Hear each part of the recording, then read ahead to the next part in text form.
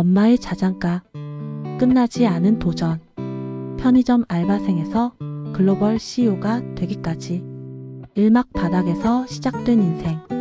새벽 3시 42분 겨울비가 조용히 골목길을 적신다.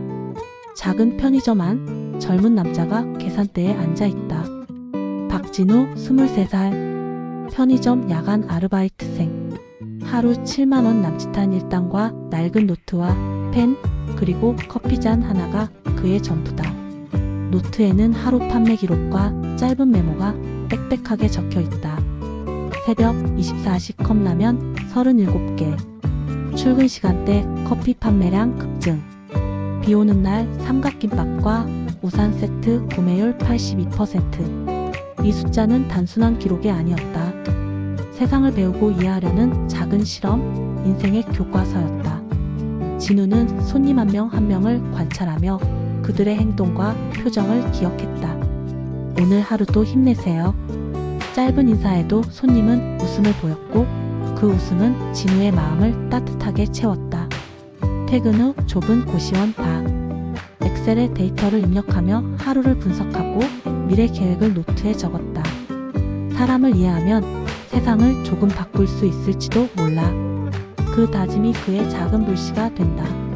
비록 오늘은 평범한 알바생이지만 마음속에서는 이미 세상을 배우는 연구자였다. 밤이 깊어지면 그는 스스로에게 묻곤 했다. 나는 무엇을 할 수 있을까? 어떻게 하면 이 삶에서 벗어나 사람들에게 의미 있는 일을 할 수 있을까? 그 물음 속에서 피어나는 결심, 그 결심이 그를 매일 새벽 일어나게 하는 이유였다. 손님이 떠난 후의 고요 속에서 진우는 노트를 펼치고 작은 계획을 또 한 줄 적는다. 언젠가 나만의 가게를 열겠다. 오늘 배운 걸 잊지 말자. 그의 눈빛은 피곤하지만 단단하다. 바닥에서 시작한 청년의 마음속에는 이미 작은 희망이 자리 잡았다. 이막 작은 편의점의 깨달음. 점장이 된 진우는 손님들의 행동과 감정을 날카롭게 관찰했다.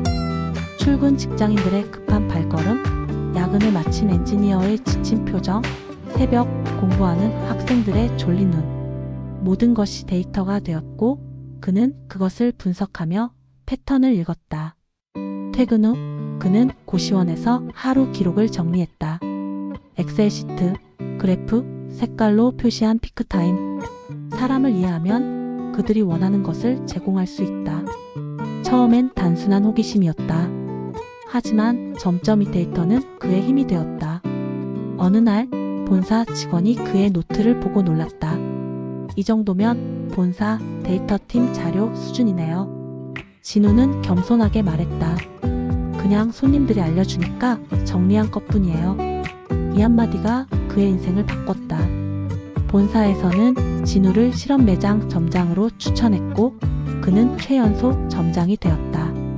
첫 점장 업무는 매대 재배치와 판매 흐름 최적화.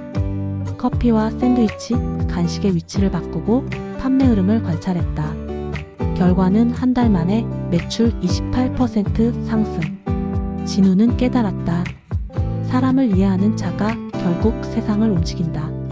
그날 밤 그는 처음으로 엄마에게 전화를 걸었다. 엄마, 나 점장 됐어. 엄마의 목소리는 울먹였지만 그 울음 속에서 진우는 세상의 모든 위로를 느꼈다. 그날 이후 그는 새벽에도 노트를 펼쳤다. 오늘 관찰한 것을 내일 활용하자. 작은 기록이 그의 성장과 변화의 발판이 된 순간이었다. 산막 첫 번째 실패. 점장이 된 진우는 이제 자신만의 가게를 꿈꿨다. 내가 배운 걸 바탕으로 내 이름으로 매장을 열겠다. 대출을 받아 작은 가게를 열고 간판에 JIN 마트를 달았다. 초기엔 모든 것이 완벽해 보였다. 진열, 음악, 향기, 손님 서비스, 심지어 매대 각도까지 직접 신경 썼다. 하지만 현실은 달랐다. 6개월 후 인근 대형 마트가 들어서며 손님이 급감했다. 매출은 절반 이하로 떨어지고 지출은 그대로였다. 진우는 밤마다 계산기를 붙잡고 울었다. 내가 뭘 잘못한 거지? 결국 그는 매장을 정리하고 빚만 안고 고시원으로 돌아왔다. 좁은 방, 텅 빈 마음. 담요를 머리까지 덮은 채 혼잣말했다. 왜 나는 이렇게 안 될까? 세상은 왜 이렇게 냉정할까? 그때 전화 한 통. 본사 이대리의 목소리였다. 실패했다고 좌절하지 마. 다시 시작하면 돼. 너는 사람을 누구보다 잘 이해했잖아. 그 말이 진우의 마음속 작은 불씨를 지폈다. 그는 노트 앞에 앉아 실패 분석을 기록했다.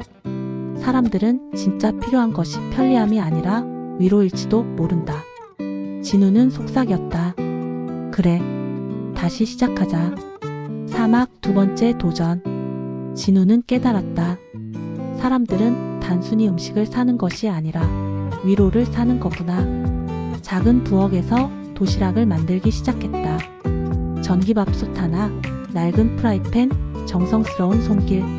메뉴는 단순하지만 포장지에 쓴 메시지는 특별했다. 오늘도 수고 많으셨어요. 당신의 밤을 응원합니다. 첫날 주문은 한 건이었다. 하지만 그 한 명의 손님이 남긴 리뷰가 그의 인생을 바꿨다. 맛보다 감동이에요. 마음이 따뜻해졌어요. 리뷰는 입소문으로 퍼졌고 주문은 점점 늘었다.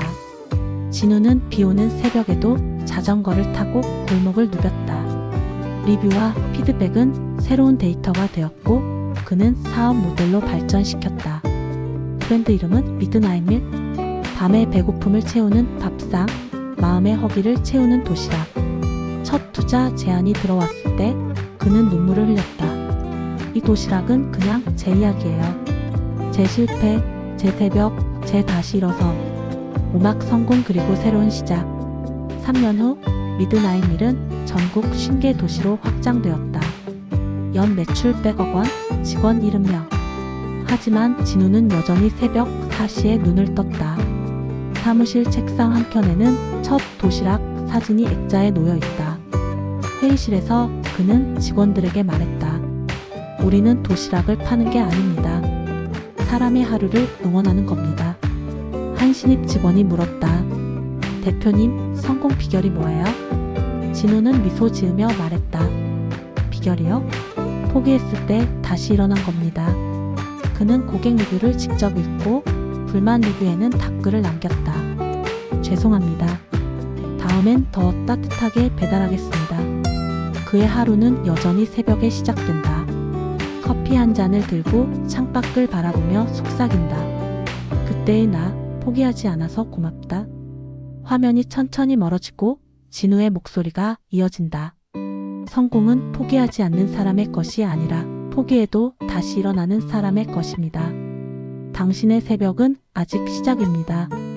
여러분, 오늘 제가 전해드릴 이야기는 한 젊은이의 포기하지 않은 인생에 관한 이야기입니다. 23살 편의점 야간 아르바이트생으로 시작한 박진우. 그의 손에는 낡은 노트와 펜, 그리고 하루하루를 기록한 작은 메모장이 전부였습니다.